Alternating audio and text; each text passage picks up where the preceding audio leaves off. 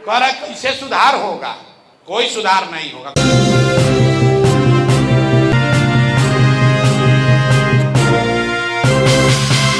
प्रशांत किशोर की जो प्रासंगिकता है, चुनाव हारने के बाद घटना चाहिए, लेकिन दिन प दिन उनकी प्रासंगिकता, उनका वैल्यू जो दिन प दिन बढ़ते ही जा रहा है।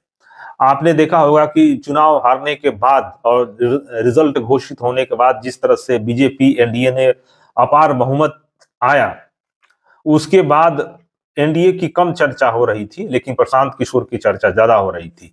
और इसलिए हो रही थी कि उनका अनुमान था, उनका जो आकलन था वो गड़बड़ हो गया। उन्होंने जो अनुमान किया था उसके बावजूद भी उनसे ही लोगों की उम्मीद बनी हुई है, और वो लोगों को लग रहा है कि प्रशांत किशोर ही बिहार के में बदलाव ला सकते हैं और सही काम कर सकते हैं।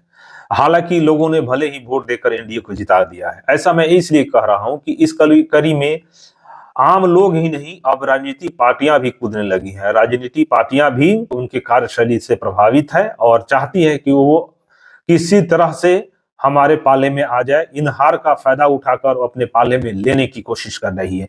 इसी में पहला कोशिश किया है कांग्रेस ने। कांग्रेस के नेता हैं और बिहार विधानसभा चुनाव 2025 के अभी जो हाल में हुआ है उसके प्रभारी थे कृष्णा वल्लूरू, बहुत बड़ा संकेत दिया। उन्होंने संकेत देते हुए कहा है कि प्रशांत किशोर को पार्टी में शामिल करने की बात चल रही है, और इस पर बात हुई है।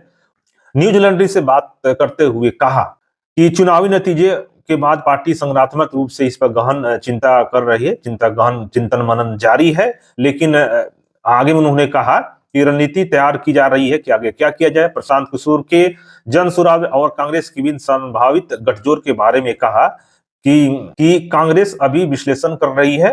इस समय सभी विकल्प खुले हुए हैं, जो भी विकल्प अच्छा लगेगा खुला हुआ है, इससे इनकार नहीं किया जा सकता है। उनकी बातों से ऐसा लगा कि वो इस बात से इनकार नहीं कर रहे हैं कि अगर प्रशांत किशोर से कोई गठबंधन करना चाहे या कांग्रेस में शामिल होना चाहे तो इस बात से उन्हें कोई आपत्ति नहीं है।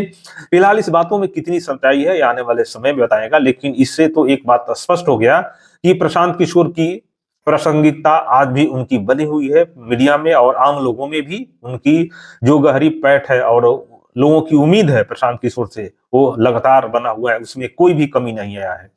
भले वोट नहीं मिला, लेकिन लोगों का भरोसा जरूर मिल रहा है। लगातार प्रशांत किशोर का लोगों का भरोसा मिल रहा है। इसी का नतीजा है कि आज भी चुनाव हारने के बाद भी अगर किसी पार्टी की चर्चा हो रही है तो है प्रशांत किशोर के जन स्वराज की चर्चा हो रही है। भले ही हार होने के बाद उन्होंने 6 माह का टाइम दिया है। देखिएगा 6 माह के बाद भी वो कोई रणनीति ऐसा लेके आएंगे जिससे बिहार में एक नया दिशा देगा, दिशा तय करेगा बिहार की। फिलहाल इस वीडियो में इतना ही। मिलते हैं एक नई वीडियो में एक नए अपडेट के साथ। तब तक आप देखते रहिए द बिहार मिरर।